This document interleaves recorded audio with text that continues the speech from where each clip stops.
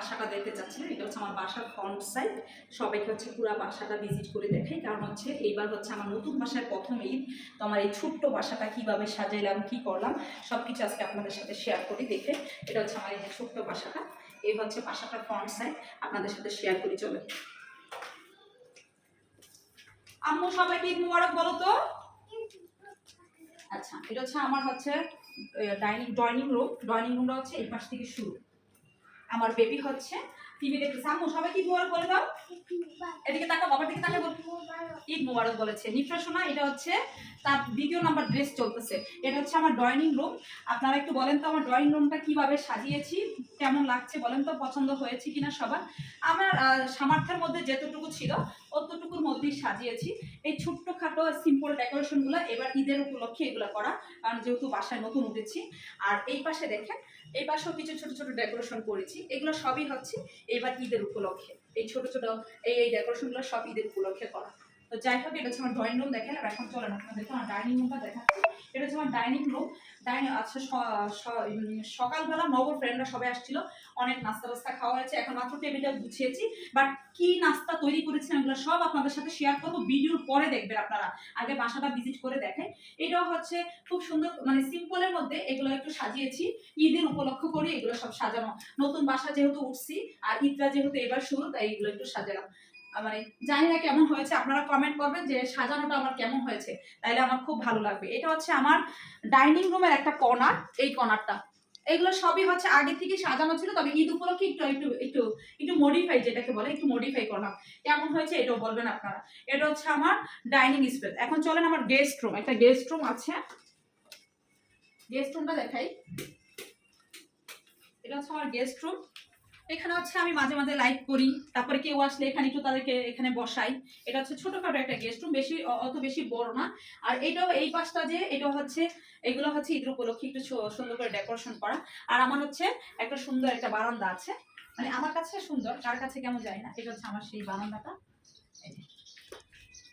আমার বারান্দার ডেকোরেশনটা একটু দেখেন, সিম্পলের মধ্যে এইটুকুই আমার বারান্দার ডেকোরেশন। তো ঈদের উপলক্ষে আমি ডেকোরেশনগুলো একটু চেষ্টা করেছি একটু মডিফাই করতে, কতটুকু পেরেছি জানি না।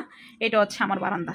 তো চলেন আপনাদেরকে আরেকটা সাইড দেখাই, সেটা হচ্ছে আমার বেডরুম। দেন হচ্ছে আমার নিফরা সোনার বেডরুম। চলেন। ও আচ্ছা, সরি, এটা হচ্ছে আমার রান্নাঘর। রান্নাঘরের অবস্থা তো খুবই খারাপ, কি বলবো, কারণ হচ্ছে এত রান্না বান্না হচ্ছে কালকে রাতের থেকে ঈদের উপলক্ষে। রান্নাঘরটা ওইভাবে গুছাই আমি সারতে পারিনি, যতটুকু গুছাইছি। এই যে এটা হচ্ছে আমার রান্নাঘর একটা কোণা, যতটুকু গুছানো হয়েছে বুঝতেই পেরেছেন। এখন ওইভাবে এখনো গুছায় কমপ্লিট করতে পারিনি। ঈদের উপলক্ষে রান্নাঘর অবস্থা যা হয় এটা আপনারা তো সবাই জানেন। এটা হচ্ছে আমার জুতার সেলফ। জুতার সেলফের উপরে এই জিনিসটা দিয়েছি, এটা কেমন লাগতেছে বলুন।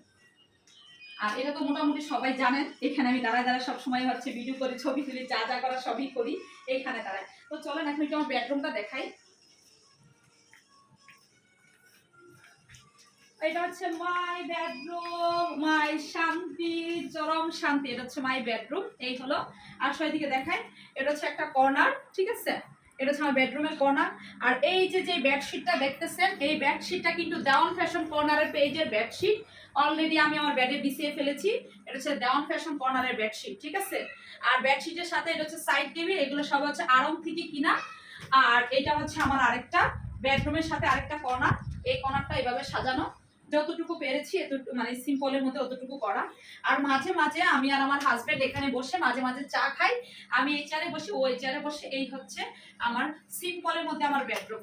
চলেন এখন হচ্ছে আমার বেবি রুমটা একটু দেখাই, আপনাদের সাথে শেয়ার করি। আমার বেবি রুমটা একটু শেয়ার করি, আসো। এটা হচ্ছে আমার নিফরা সোনার রুম। এটা হচ্ছে আমার নিফরা বেবির রুম, ঠিক আছে। বেবি রুমটা আমার এটা।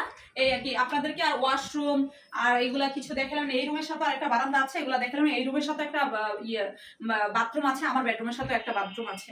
তো আপনাদের হচ্ছে অবশ্যই কমেন্ট দিয়ে জানাবেন কেমন লাগলো আমার ফুল বাসা ঈদের উপলক্ষে। আমার এই ছোট্ট কুঠিরটা কিভাবে সাজিয়েছি, আপনাদের কাছে কেমন লাগলো অবশ্যই কমেন্ট দিয়ে জানাবেন। আর কি কি নাস্তার আইটেম করেছেন ওগুলো ভিডিওর পরে দেখতে পাবেন, কারণ ওগুলো আপনাদেরকে দেখাবো। আর অন্য আইটেম কি করেছি সেগুলো দেখাবো। তো টাটা, বাই বাই, সবাইকে ঈদ মোবারক।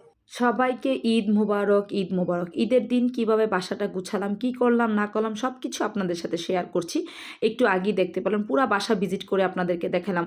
আমার কাছে এই ঈদটা অনেক বেশি স্পেশাল, কারণ এই ঈদটা হচ্ছে প্রথম ঈদ নতুন বাসায় ওঠার পরে। এটা হচ্ছে আমার জর্দাটা তৈরি করেছি, এটা পাস্তা তৈরি করেছি, এটা হচ্ছে নুডলস করেছি, লাচ্ছি সেমাই করেছি, আরেকটা সেমাই করেছি। এই ছিল আমার ঈদের দিনে সকালবেলা নাস্তার আইটেমগুলো। তো নবর ফ্রেন্ড নামাজ পড়ে নবর সাথে চলে আসছে, আলহামদুলিল্লাহ আমার খুবই ভালো লাগছে ভাইয়ারা আসার কারণে।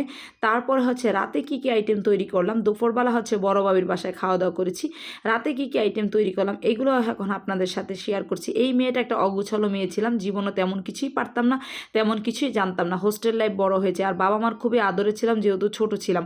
এখন হচ্ছে অনেক কিছুই পারি, অনেক কিছুই করতে হয়। তো যাই কিছু করি না কেন আমি নবকে সবসময় বলি, প্লিজ একটু দেখো না ঠিকঠাক মতো করেছি কিনা। বাইরে কিন্তু কোনো মানুষ খানে, নিজেরাই খেয়েছি, কিন্তু আমার ডেকোরেশনটা আমার কাছে অন্যরকম। ডেকোরেশনটা সুন্দর লাগলে সব কিছু ভালো লাগে। তো হচ্ছে এটাই হচ্ছে ওকে বলতেছিলাম, ও বলতেছে না তোমার সব কিছু ঠিকঠাক আছে আলহামদুলিল্লাহ। খাওয়ার পরে খাওয়াও নাকি ভালো ছিল সবাই বলছে। তো যাই হোক, আমার এই নতুন বাসাটা আপনাদের সাথে শেয়ার করলাম ঈদের দিন উপলক্ষে। আমার সকালে নাস্তা, রাতের খাবার সব কিছু শেয়ার করলাম। ভিডিওটা কেমন লাগছে